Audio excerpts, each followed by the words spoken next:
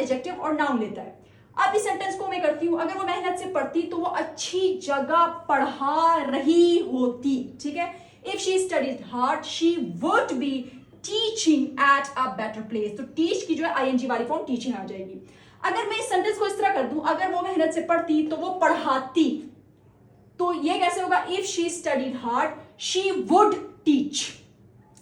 Verb जो है ना वो वुड अपने साथ लेता है, वर्ब, जस्ट वर्ब, तो उसके में जो है सिर्फ वुड आएगा, वुड बी नहीं आएगा। वुड बी आने की सूरत में मैंने बता दिया एडजेक्टिव, नाउन और आईएनजी वाली फॉर्म आएगी। अच्छा, दूसरी तरह इसकी क्या मिसाल है? एक सेंटेंस में ताती आएगा, दूसरे में होता था, होती थी, होते थे आएगा। देखिए, जब भी मैं उससे मिलता वो किताब पढ़ रही होती थी, तो ये जो पहला सेंटेंस है ये पास्ट का है। Whenever I visited her या whenever I met her, she would be reading a book. मैं जब भी उससे कॉल करती, यानी पास्ट में मैं जब भी उससे कॉल करती वो मसरूफ होता था, तो ये पास्ट के मुताबिक बनेगा whenever I called him he would be busy। तो यहां पे busy क्या है? एक एडजेक्टिव है, ठीक है।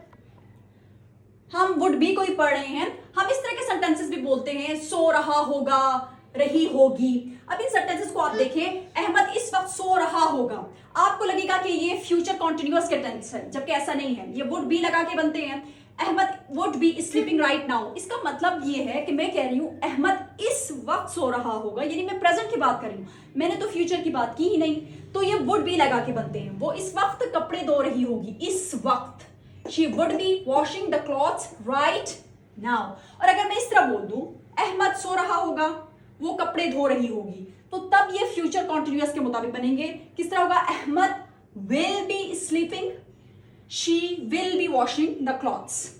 अब would be में हम पैसिव भी बनाते हैं, पैसिव सेंटेंसेस जिसमें वर्ब की थर्ड फॉर्म लगा के बनते हैं। अब देखिए वही अगर वाला सेंटेंस है, अगर वो वक्त पर आती, इसका जो ये इफ वाला क्लॉज है इसमें तो उसका जिक्र है, वो अगर वक्त पर आती, और अगर इसका रिजल्ट क्लॉज देखें तो काम आसानी से मुकम्मल हो जाता।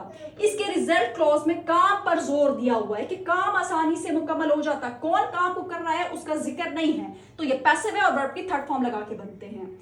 इफ वाला क्लॉज पास्ट सिंपल के मुताबिक जो है वो चेंज होगा। If she came on time, काम की second form came. The task तो काम, इसको हम वर्ब भी कह सकते हैं, द टास्क, फिर वुड बी, मुकम्मल हो जाने की थर्ड फॉर्म क्या होती है फिनिश की? फिनिश्ड इजीली, ठीक है। If she came on time the task would be finished easily. I hope कि आपको वुड बी की समझ आ गई होगी। Thank you.